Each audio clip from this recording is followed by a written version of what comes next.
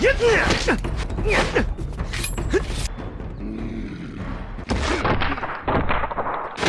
八怪，臭八怪，臭八怪，怪！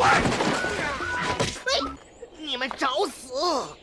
不知有何差遣？愿为阎君效命，知道了吗？明白。 Halo guys, kembali lagi bersama Mimin from Zero. Bagaimana nih kabar kalian hari ini? Semoga masih tetap semangat dan selalu diberi kesehatan dalam menjalani hari-harinya ya. Di video kali ini Mimin akan lanjut membahas Donghua berjudul Bully yang Ren season pertama bagian ke-13. Seperti biasa, sebelum masuk ke rekap ceritanya, buat kalian yang menonton video ini dan belum subscribe, tolong di subscribe dulu ya guys. Dan jangan lupa nyalain lonceng biar nggak ketinggalan update terbaru dari channel From Zero. Playlist untuk Donghua ini juga udah tersedia bagi kalian-kalian yang baru aja bergabung dan belum nonton episode sebelumnya ya. Ya udah deh, nggak usah berlama-lama, langsung saja kita ke rekap ceritanya guys.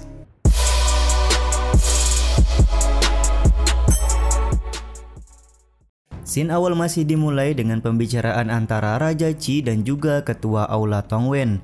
Di sini mereka masih menerka-nerka siapakah orang yang sudah menyebarkan identitas asli dari Lee Xingyun. Mereka juga merasa heran kenapa orang-orang yang sebelumnya mereka suruh untuk mencari pedang Dragon Spring belum juga kembali.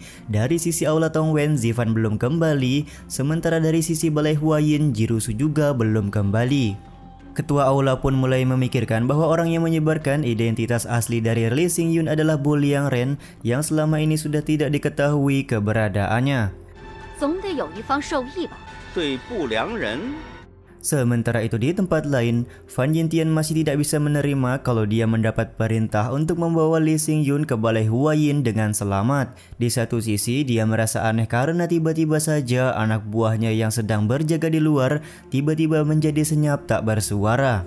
Betapa kagetnya Fan Yintian ketika dia membuka pintu, para anak buahnya sudah terbaring pingsan dan ternyata Sang Guanlah yang menyebabkan mereka semua menjadi pingsan seperti itu.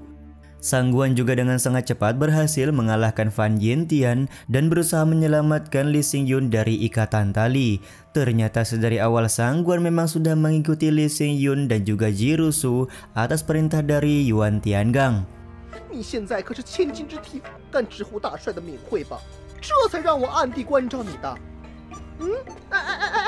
Di saat Sang Guan sudah membebaskan Lee Xingyun, terlihat di sini dia sedikit kesal karena Lee Xingyun malah ingin membebaskan Jirusu juga.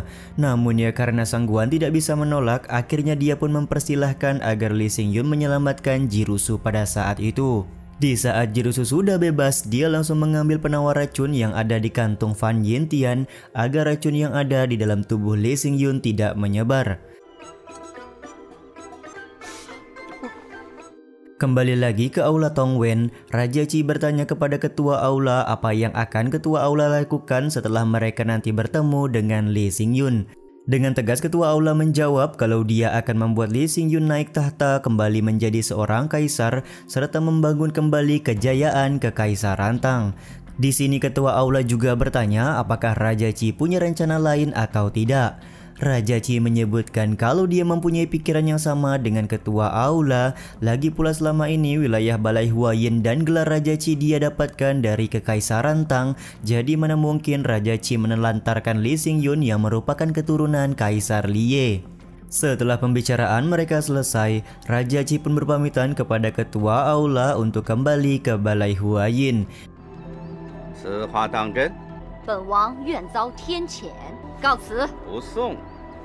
Di saat itu pula, Ketua Aula meminta pengawal untuk memanggil Li Chunzong atau paman ke-9 untuk menghadap kepadanya.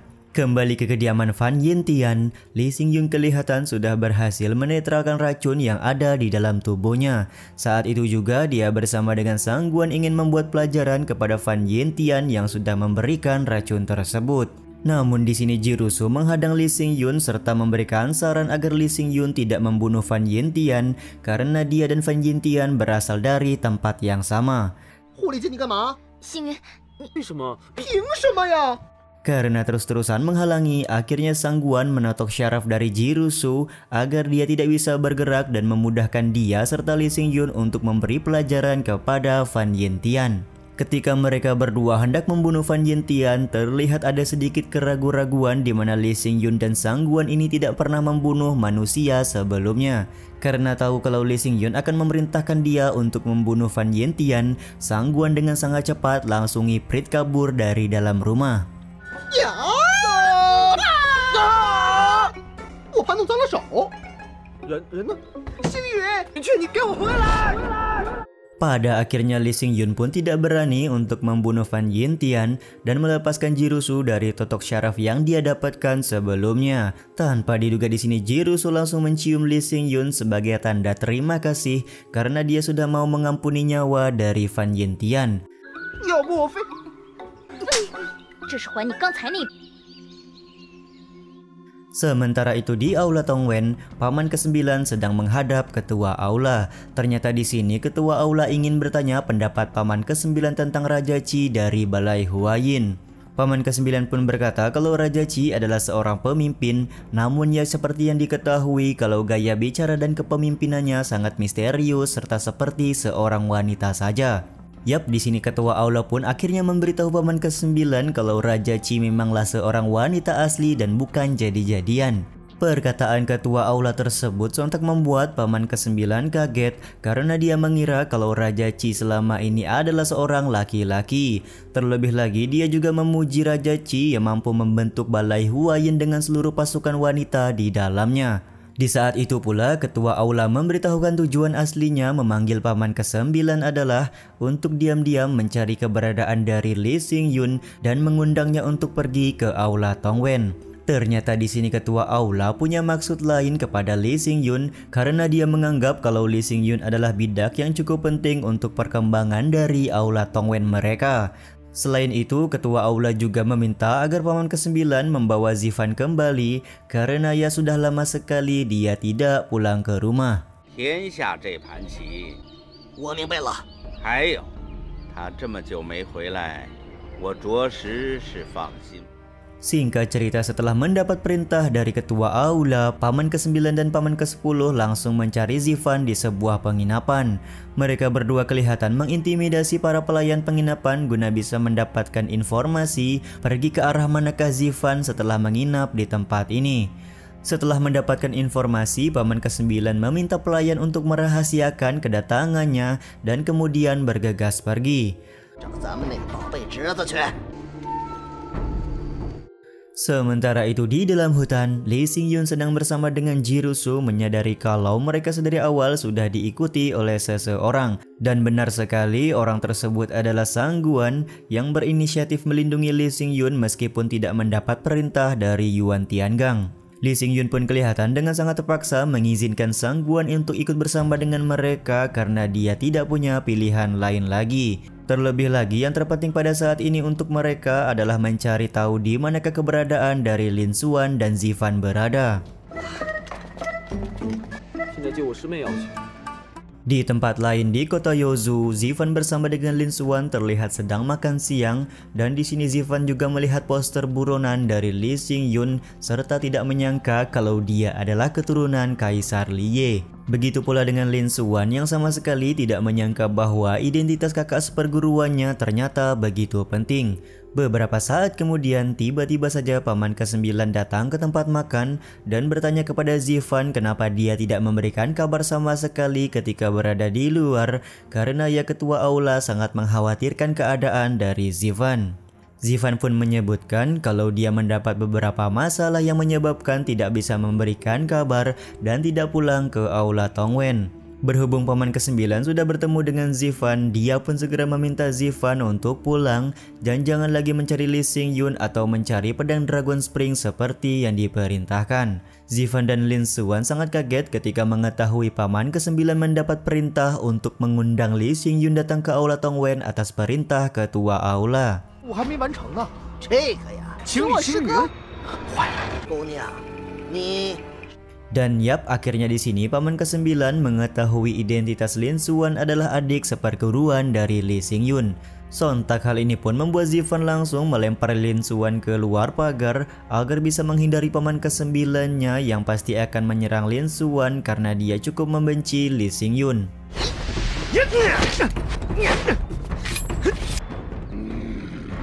Baku hantam pun sempat terjadi di antara Zivan dan juga paman ke-9. Namun ya siapa yang menyangka kalau paman ke-10 juga berada di tempat yang sama dan langsung menangkap Lin Xuan.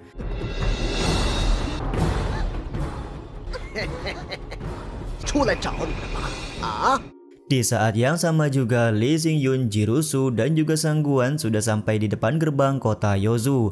Mereka juga dikagetkan dengan berlarinya orang-orang di sekitaran karena kehadiran paman ke-9 dan ke-10 dari Aula Tongwen.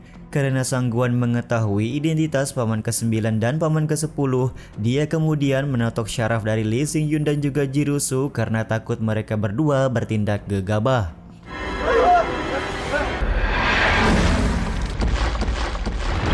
Bukannya senang, Lee Xingyun kelihatan langsung menampar Sang Guan karena kelakuannya ini. Tentu saja dia tidak terima jika adik seperguruannya dibawa begitu saja bersama orang-orang Aula Tongwen. Hal ini pun membuat Sang Guan heran karena menurutnya kedua orang dari Aula Tongwen tersebut cukuplah kuat dan mempunyai posisi sebagai ketua cabang sekte di Aula Tongwen. Jirusu juga punya pemikiran yang sama di mana dia merasa cukup familiar dengan paman ke-9 dan juga paman ke-10 yang merupakan salah satu orang terkuat. Karena sudah paham tidak boleh gegabah menghadapi Aula Tongwen, Lee Xingyun akhirnya kepikiran untuk mengikuti mereka berdua secara diam-diam dan bergerak menyelamatkan Lin Xuan ketika sudah ada kesempatan.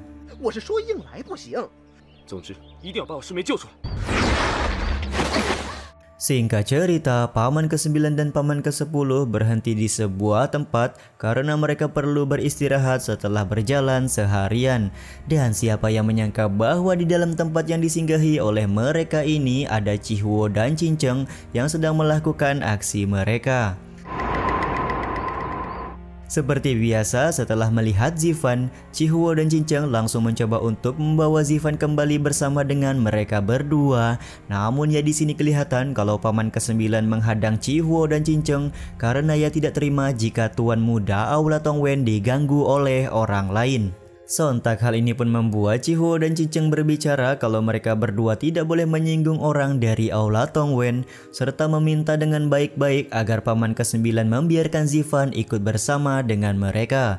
Namun ya bagaimanapun caranya, paman ke-9 tidak akan mengizinkan hal tersebut. Terlebih lagi di sini paman ke-9 ngatain Chihuo dan Cinceng adalah makhluk jelek karena kelakuan mereka yang seperti bencong. Sontak perkataan tersebut pun membuat Chihuo marah dan langsung membanting-banting paman ke-9 di hadapan semua orang.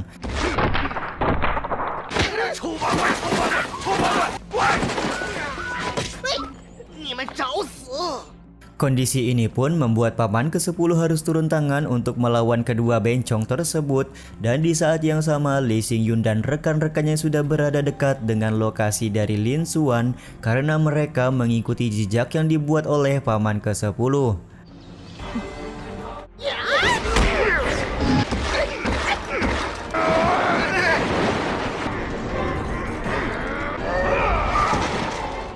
Masih di perbaku hantaman, kelihatan kalau Chihuo berhasil membuat paman ke-10 dan paman ke-9 cukup kewalahan. Paman ke-9 pun mulai berpikir siapakah identitas asli dari kedua bencong ini karena mereka berdua ternyata begitu kuat. Di saat paman ke-10 sedang lengah, tiba-tiba saja Lee Xingyun datang untuk menyerang paman ke-10 serta ikut bertarung bersama dengan Chihuo dan juga Cinceng.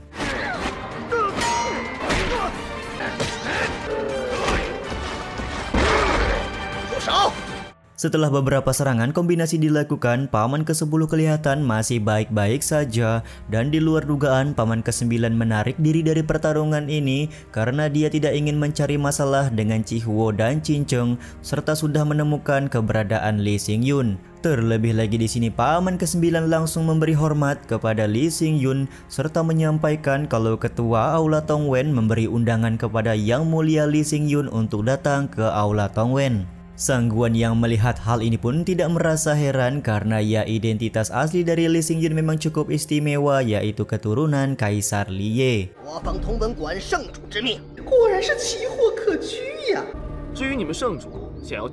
Lee Xingyun pun kemudian mengatakan kalau dia akan memikirkan ulang undangan dari ketua Aula. Jadi jika nanti sudah berminat, dia akan pergi dengan sendirinya ke Aula Tongwen tanpa disuruh. Setelah mendapat respon dari Lee Xingyun, paman ke-9 pun berpamitan pergi serta berbicara kalau Zivan mempunyai rekan-rekan yang luar biasa. Dia juga meminta Zivan untuk menjelaskan sendiri kejadian di hari ini kepada ketua aula jika nanti Zivan sudah pulang.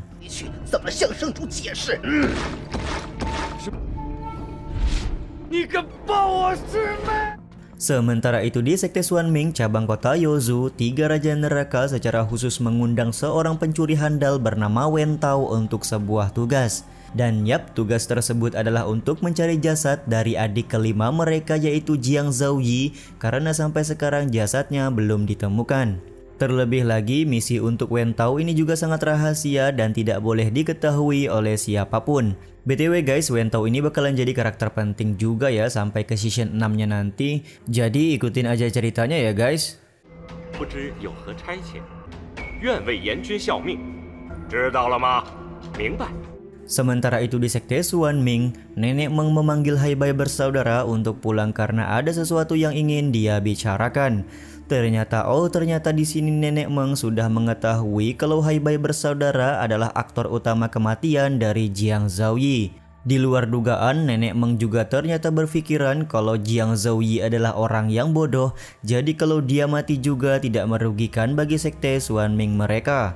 Nenek Meng juga memberitahu kalau Jiang Renji sudah mengutus orang untuk mencari keberadaan mayat dari Jiang Zhaoyi secara diam-diam dan hal tersebut sudah diketahui olehnya. Karena di Sekte Xuanming tidak boleh ada perselisihan internal, Nenek Meng meminta agar Haibai bersaudara untuk menyelesaikan masalah mereka sendiri dengan Raja Neraka. 我们一定做好扫尾工作。 Bahkan di sini Nenek Meng mengetahui kalau Haibai bersaudara sudah menyerap tenaga dalam dari Jiang Zhaoyi dan juga Jiang Xuanli atau Raja Neraka kelima dan Raja Neraka keempat. Namun ternyata Nenek Meng tidak mempermasalahkan hal tersebut. Lagi pula menurutnya jika Haibai bersaudara lebih kuat maka akan semakin berguna bagi dirinya. Scene ini juga sekaligus menutup episode kali ini ya teman-teman. Ya udah deh, sampai di sini dulu aja video kali ini. Mohon maaf jika masih banyak kekurangan dan kesalahan dalam penyampaian kata-kata ya. Terima kasih buat kalian yang udah nonton dan jangan lupa subscribe serta nyalain loncengnya ya guys. Mimin selaku penulis narasi, tukang voice over dan tukang edit video pamit undur diri. Salam hangat, see you in the next video. Bye bye guys.